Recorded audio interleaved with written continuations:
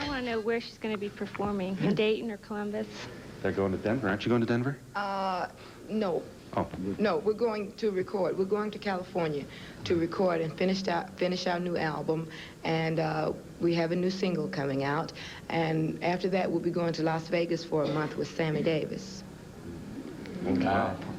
Name dropper. Yeah, how about that? I wanted to know who did your clothes, the ones you wear when you're performing. My mother. She makes them? No, she buys them. Oh, that's great. But, you know, like, a lot of people ask me that question, and when I tell them my mother, they really go into another thing, you know, but she has very good taste, young taste, and I guess she buys them for herself and let me wear them, you know. I had another question for the gentleman. Do any of you play instruments? Well, we're trying to teach ourselves guitar, you know, piano and stuff like that in our spare time, you know. Thank you. You really have to sing good, don't you? If you don't have a... Yeah. You guys can't fake it. That's right. Are one of these gentlemen her husband? Her brother. Bubber is her brother. All brothers? No. Yeah. Bubber on the right is Right. Gladys's brother, and then I'm her cousins. two cousins. Lord, no husband. No. No. Gladys is single.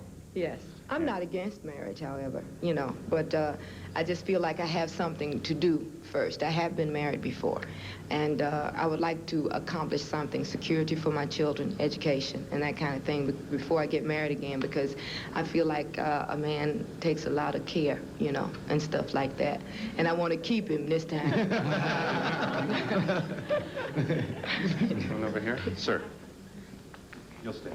Yeah, I'm kind of taking advantage of Gladys, but I'd like to ask a question about a couple of people that we knew a number of years ago, particularly Bill, a former piano player for Gladys. Yeah, when I first started, in high school, I sang with a jazz band. And this gentleman here used to play piano with the jazz band. Did he have those pork chops then? No, he didn't have them then, you know, but Bill is still in Atlanta, and he's the head of the musical department at a high school there, and everything is going great. I see them. It makes me feel good when I see them, you know, again. And you too. My son is in a rock group, and he's trying to make it. But he says you have to come up with your own original music. How much do you write of your own?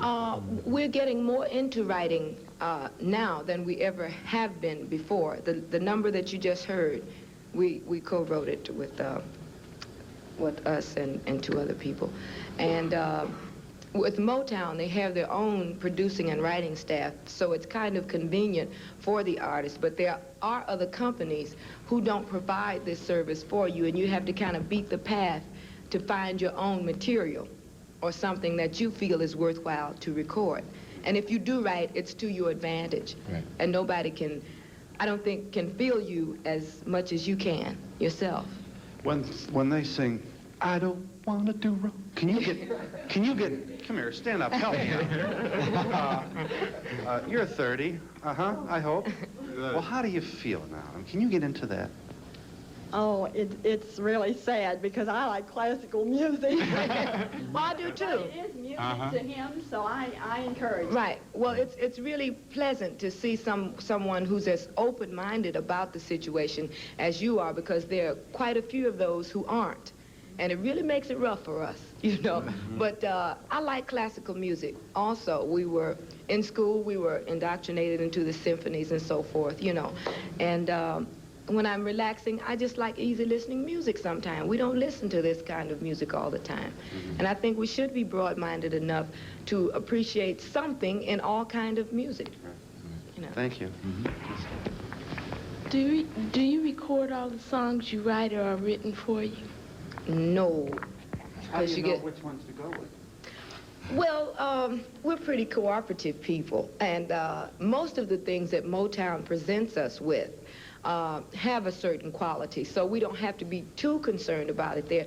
We couldn't possibly record everything that we write. We're not that well involved into writing yet anyway, but you know, it's just what's pleasing to our ears. Let me ask you just a personal question.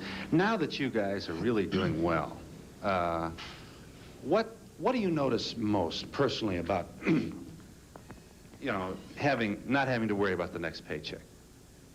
We don't? You do?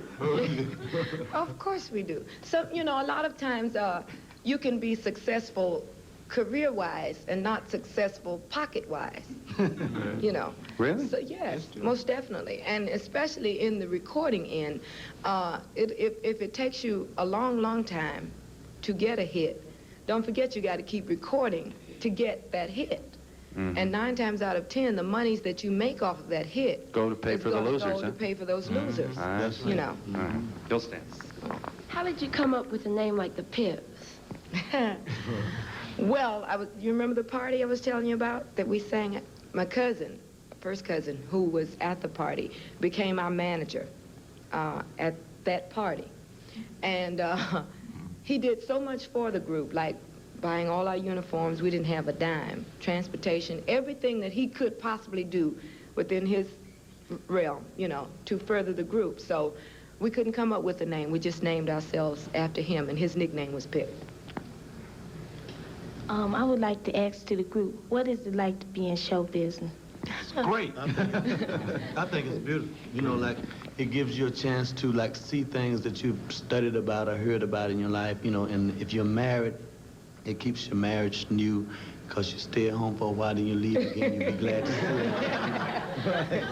see it. How about That's great. that? Yeah. I like people.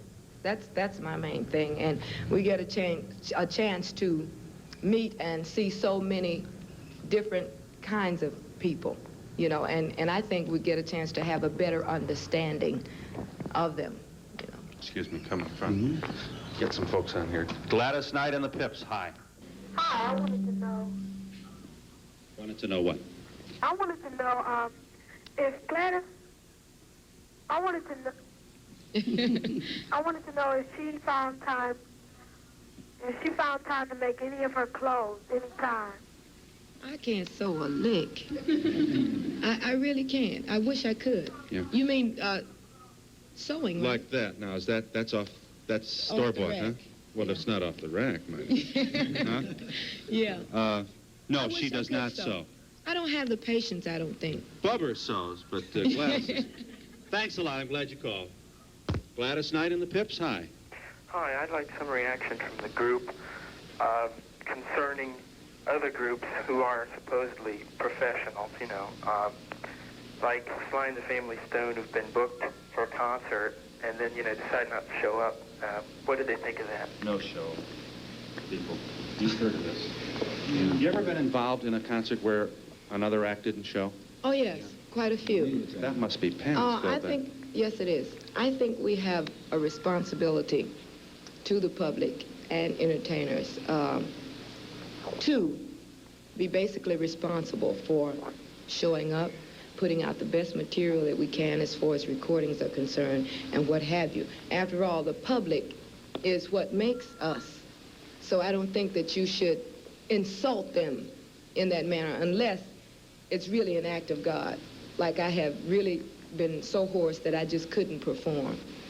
Something like this is, I think should be excusable as far as the audience is concerned, But we have a responsibility to our public Bill to do Graham this. was on a show a couple weeks ago, the promoter. Yeah, and we talked about that. Yeah, Okay, you make all your dates, right? yes, we try.